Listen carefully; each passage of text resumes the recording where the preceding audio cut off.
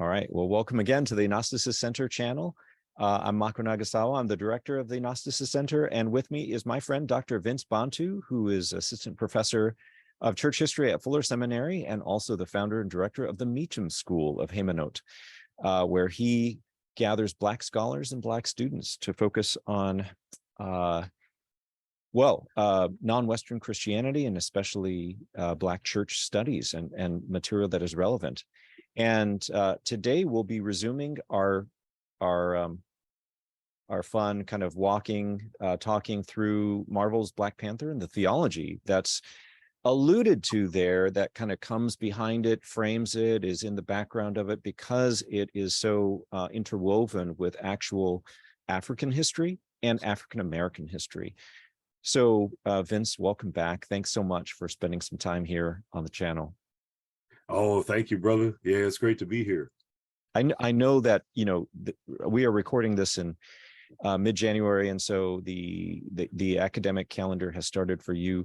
I want to just mention that you're teaching a class called Witness and Justice over at Fuller Seminary, along with Dr. Sunshan Ra, which feel free to pull in, some of the things that you teach and that you've learned along the way, because we'll be looking at the character of Eric Killmonger today. All right, so let's dive in. Last time, for our viewers, as you recall, we looked at some of the background, the historical context of really the 20th century nonviolent resistance movements that were spearheaded by Christians, informed by Christian faith, thought, and hope. And then also Wakanda as a characterization of kind of the ideal version of ourselves as human beings, and especially for,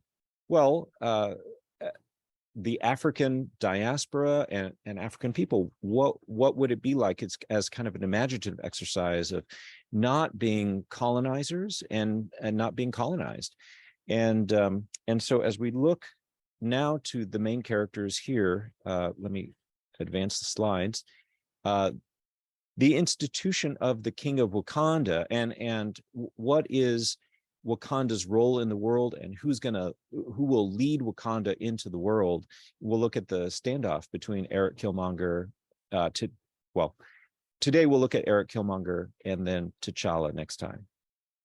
So we're diving in. I'll make some observations, and then Vince and I will talk about the movie and what it brings up for us, and we'll dive in. So obviously with the King of Wakanda, there's this difference of opinion between Killmonger and T'Challa is kind of torn between his father, who is more of an isolationist, and Nakia, his girlfriend, who is more of involvement. She had an involvement model, not imperialist, but to be involved, versus Killmonger at least comes in with an imperialist understanding and vision. Like, he wants Wakanda to conquer the world. And in many ways, I just want to point out right off that in the first century, the role of Israel as a community and the vision of the King of Israel also were talked about in those kinds of terms. There was a difference between an imperialist or militant vision of the Messiah being the Hebrew, the word for anointed one, or the anointed king, where the king would come and basically not just kick out the Romans, but in some way, like, conquer the world, more in a militarist fashion, right? So, like, lead an army, kick the Romans out of Jerusalem, reinstate the capital, cleanse the temple, all that, and then start to influence everything else. Versus Jesus's vision of the Messiah, which was a variation of the involvement model. Like, it's not imperialism, but instead of good and evil are the line between good and evil is drawn between people.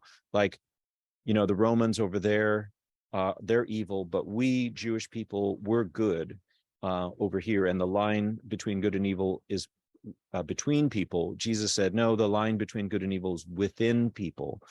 And his goal then is to defeat the evil within human nature. He comes to bring about a deeper spirituality, right? A union with a God who is 100% good, who is trying to bring restoration, reconciliation, and justice, the Hebrew concept of shalom, the overall vision, the original garden vision for human flourishing, and across all the world. And so Jesus has a broader mission. We could say that he has this new humanity for all humanity. Again, he wants to engage, he wants to be involved without the imperialism. He's not coercing people into his reign. So this is amazing. And there's this interesting parallel, just some historical background of that. This period, 163 to 135 BCCE, was filled with military revolutionary movements as Jews struggled against Greek and then Roman oppression. And so for 300 years, the uniform view was the Jewish Messiah would oust the foreigners, recapture Jerusalem. And here's this very shortened list of movements like this. And this kind of information is readily available. You could see from 163, Judas Maccabeus recaptures the city Jerusalem, cleanses the temple, sets the pattern then for like anyone who claims to be the Jewish king or a leader or liberator to do the same thing. All that goes all the way until 130, where for 5 years the Bar Kokhba rebellion takes place in Masada, overlooking the Dead Sea. And finally, when the Romans crush that rebellion, it puts just a silence falls in terms of the military uprising movements in Jewish history. All right, so there's this real parallel between Wakanda and Israel in the first century, and the King of Wakanda and the King of Israel. And so we want to look at the tragic hero first. We want to look at Eric Killmonger. He's portrayed as this revolutionary, born in Oakland, grew up there. Oakland was the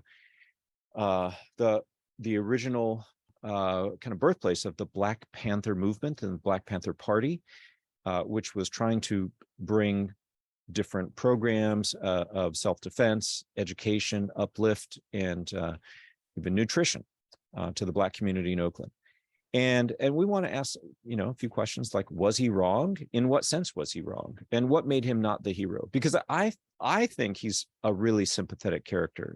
In fact, one of the most powerful and compelling anti-heroes or tragic heroes. I hesitate to call him a villain because I don't think he was a true villain, but and I'm sure you'd feel the same, Vince. But like, so where did his story kind of go wrong, at least as it's told to us, and what can we learn from that? So I want to say, and I really would love to chat about this, I wish his portrayal were different in the movie. The way his interactions with women are portrayed in the movie trouble me. He had no mother on screen, that is, of course. He's a character, right? So he must have had a mom, but we don't know anything about her, which is really unlike, I'll just say, my experience of the Black community as far as I've experienced it. Mothers are hugely important, of course. And then he kills his girlfriend. And then he seems to have had no strategy of governance. And by the way, I also add the way he treated the Dora Milaje was also brutal, killing a few of the women warriors. But also he didn't really have a strategy of governance. He was like an arms dealer, right? Like he was thinking he would sell Wakandan weapons and vibranium to, anyone who wanted to overthrow their governments. And, I just don't know if that would go so well. So the concern really is, by portraying him this way, does this portrayal make it too easy to discredit the Black nationalist cause, given that he tends to be equated with it, whether that's fair or not? Let me just, but I realize we'll just accept the movie as it is and then kind of move forward. But Vince, do you have similar thoughts as far as this character? Yeah, no, I do.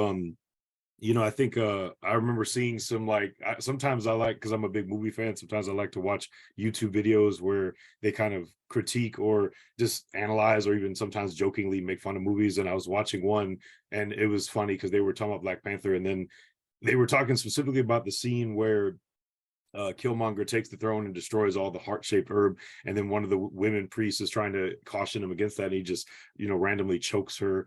And then the YouTube video is joking, saying, "Oh, okay, in case we were forgetting, he's still a bad guy," because that scene came right after the scene where he was talking to his father in the ancestral plane, and Right.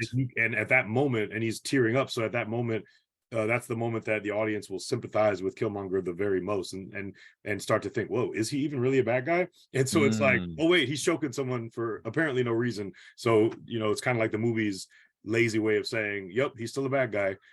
Just throw in a little choking somebody for no reason. And so I mean, the video is kind of poking fun at it, but we're looking at it in a more serious way, and especially his dynamics with women, and Right. the Dora Milaje, and then this woman priest he just chokes for no reason, his own girlfriend that he essentially just uses, and Right. especially how all of these are Black people, and I think that's something that really hits hard when it comes to Killmonger, is I think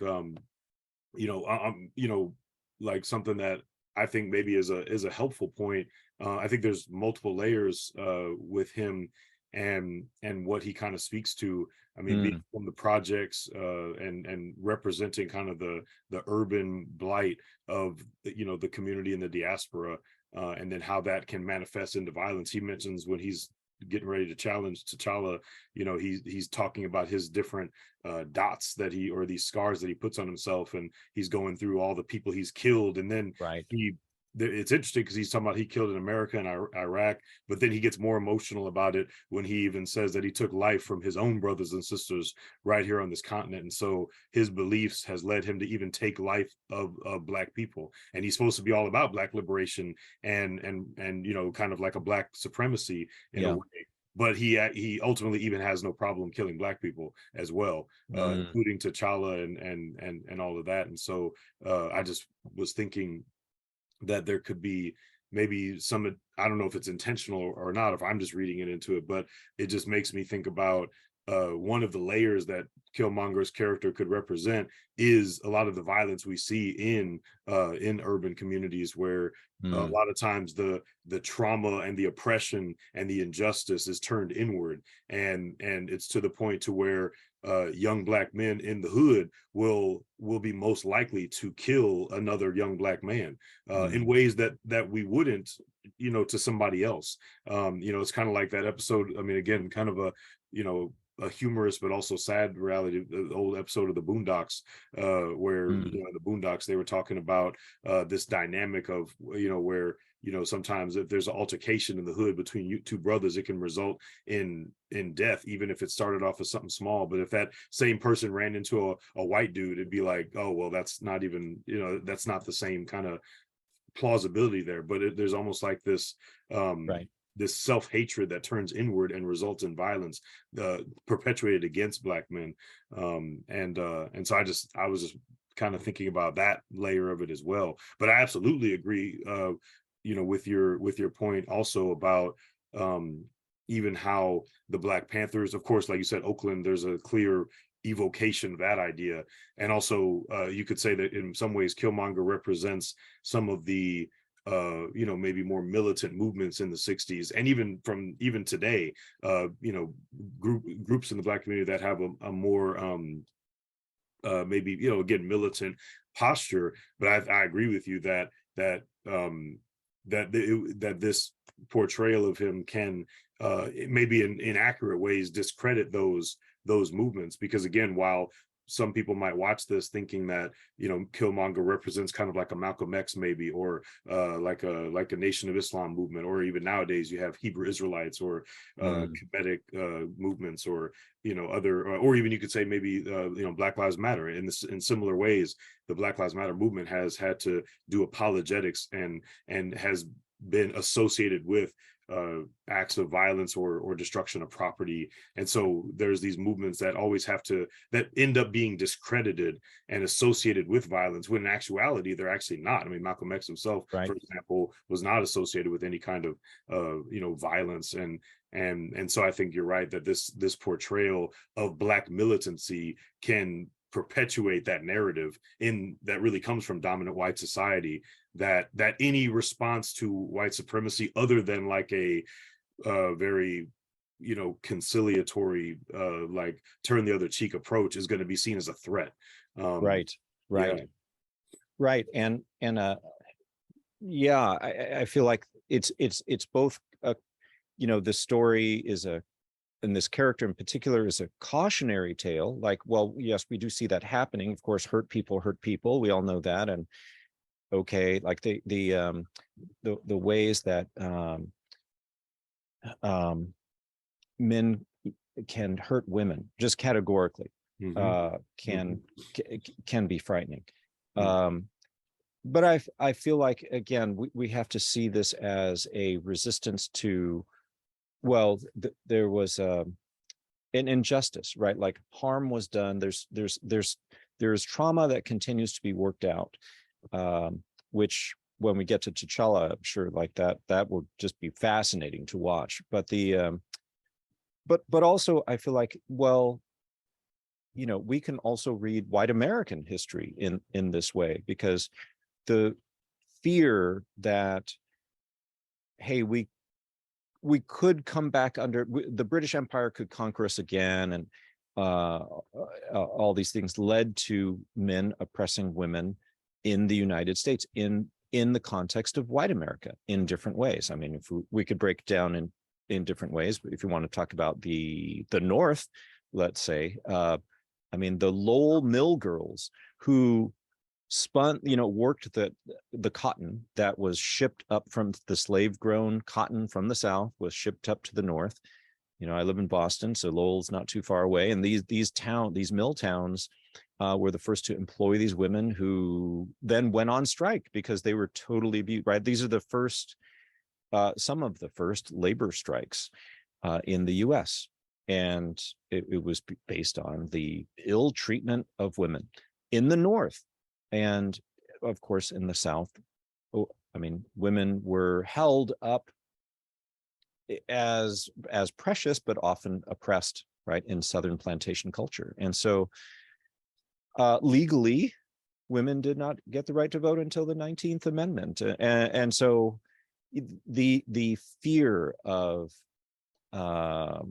more democracy, more equality, is something that goes along with, I think, a desire for imperialism, a desire to project one's power abroad. So so as much as we see that within groups today and historically, we can also, I think, trace that back as a theme or thread to pay attention to in white America as well. And various people have said, I mean, it's very easy to see that that kind of the blind spots in white America is not to see that a lot of the conquest of Native Americans, African Americans, and other racial minorities and groups is a trauma response. So yes, I think Killmonger is a cautionary tale, and this is a theological matter, right? Because not only do we have to wrestle with, like, well, what is then good and evil? How does love conquer hate without becoming hateful itself? And what is the role of kind of the chosen people in this story? But how does a person overcome the kind of pain and suffering that they've inherited? And that is a matter of theological concern and spiritual concern. Like, what are the spiritual practices that that help lead us in the way of peace, reconciliation, and restorative justice? Let's go on. So we could look at different things about Killmonger's character. I think we've said caring about the oppressed is a plus, but vibranium weapons for revolt, not defense or stable resolution of conflict, is a minus. I think about, again, if Wakanda were to become an arms dealer, well, what about other situations where nations became arms dealers to other groups, right? Look at Afghanistan, where the US armed the Taliban against the Soviet Union, and then that came back to bite the United States. Not only, and not to mention the Afghani people themselves. So Osama bin Laden was trained by the US, funded by the US. When we look at Rwanda and think about the genocide there due to past colonial influence, that was even arguably a conflict manufactured by Belgium, right, as they took over and created the distinction between the Hutus and the Tutsis. And then in Liberia, where former American slaves took over and went back to West Africa, tried to set up a republic there, and then mistreated native Liberians. So there's just lots of historical precedent to be doubtful or be very concerned that, look, we just want to sell our arms indiscriminately to the, I guess, whoever complains the loudest, or and that gets to a kind of a general point of, when we experience oppression, what does that make of people?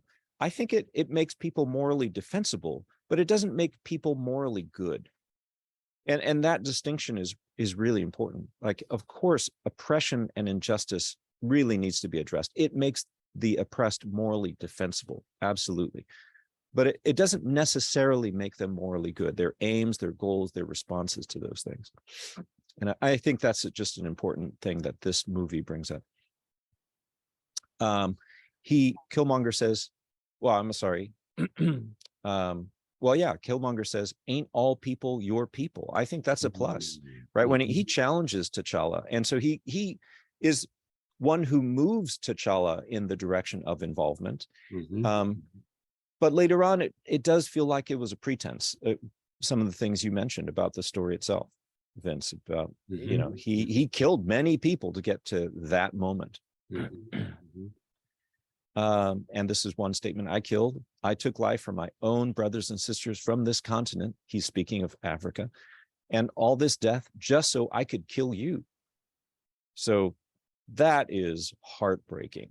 And I feel like that was strategic, the way Ryan Coogler told the story. Like, we don't learn this about him until more than halfway into the story, right? So he's really sympathetic at the beginning. And then come these revelations where it's like, ooh, wait, I need to think about that.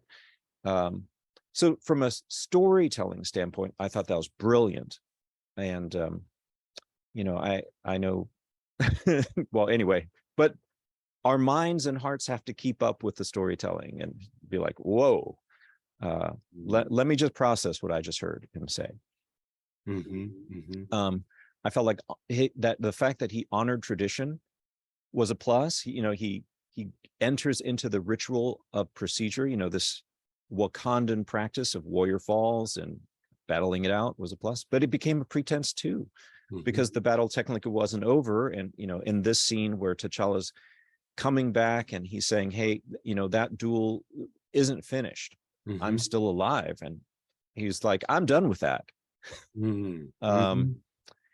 So, he, at that point, I mean, in a different context, I think we would say he became a fascist right there. Forget the procedures.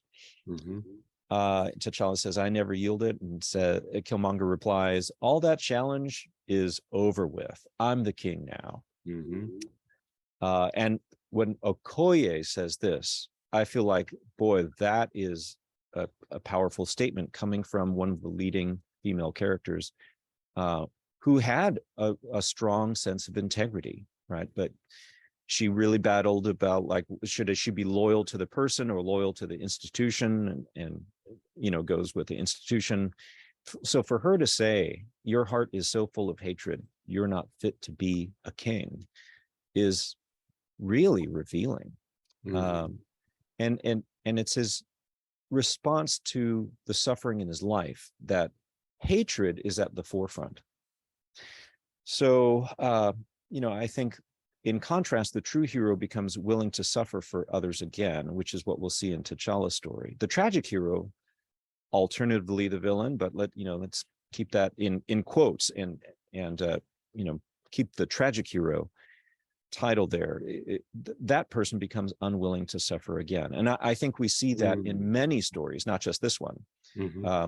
You and I were talking about Magneto versus Professor X in the X-Men stories. And I feel like that's another great story where Magneto is the tragic hero. Like at times he shows incredible nobility, ability to care, and a concern for self-defense, but he becomes the aggressor.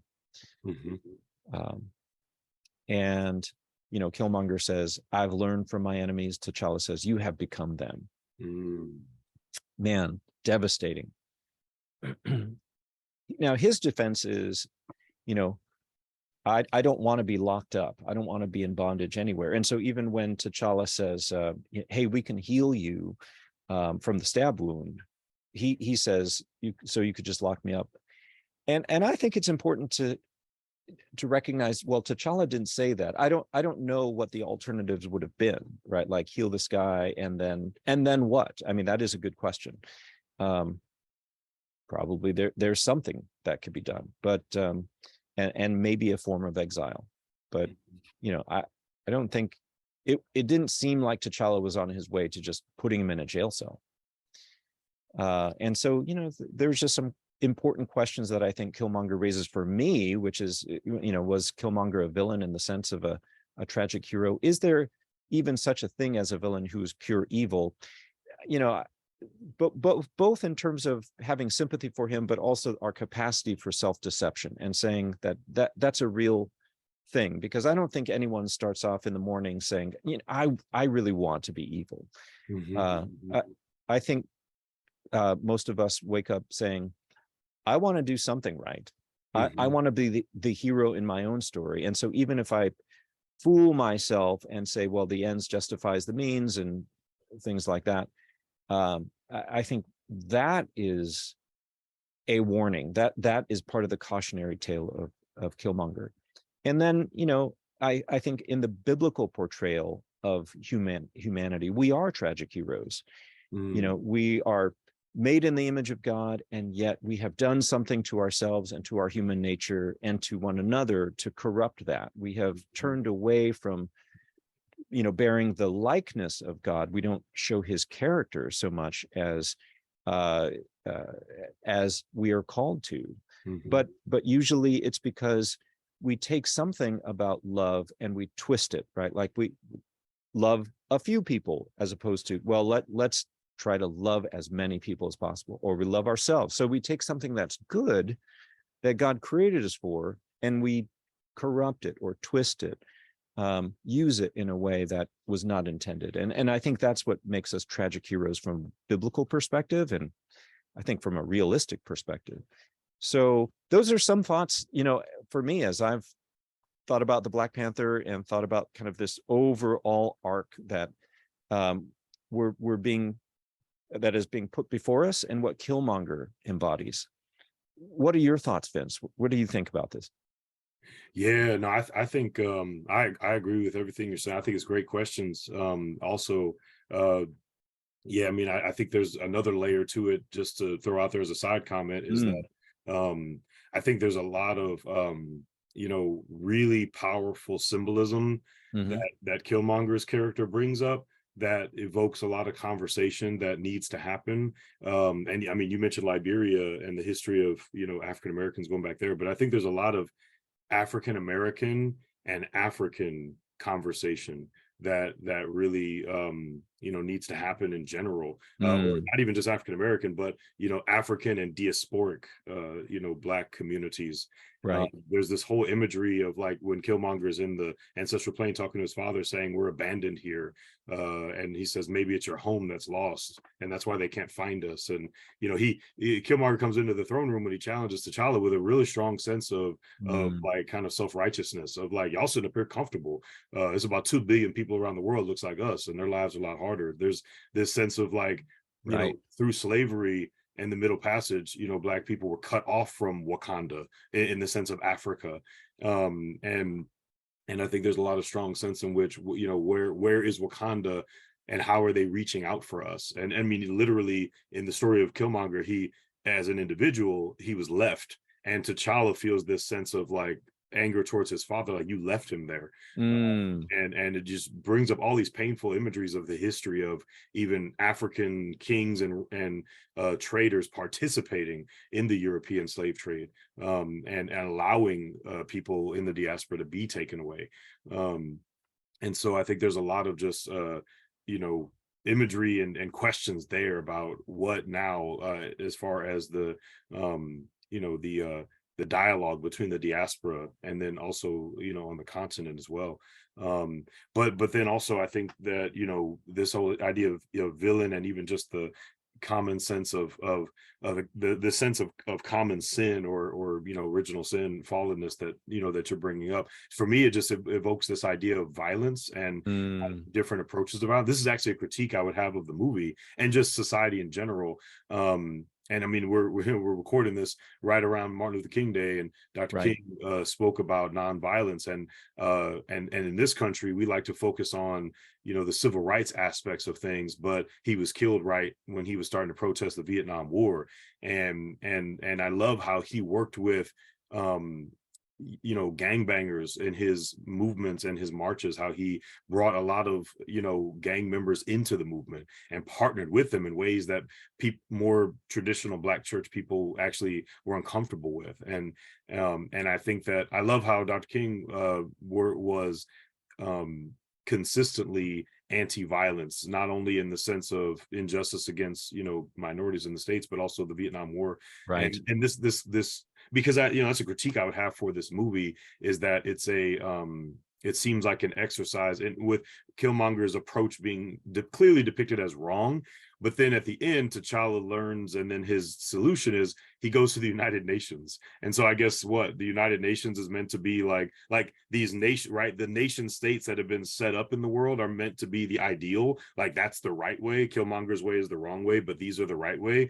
But there's no nation that didn't get established by doing the very things that Killmonger wanted to do. So if he's the bad guy in my mind, then all of these nations are also the bad guys. And so I just, this message, this nationalistic, militaristic message is promoted in so many movies. And again, when we're talking about scripture calls believers to put away the sword and to turn the other cheek, these very inconvenient truths that and again, I think about Killmonger representing, in some ways he represents a lot of different things, but representing disenfranchised urban youth, and then the violence, right? But I mean, again, I would say it's how can, I mean, I grew up in that kind of context, and then people often will, one of the only ways out of that context is to go into the military, one of the viable ways, and I have a lot of people who did that actually, and I'm seeing their progression from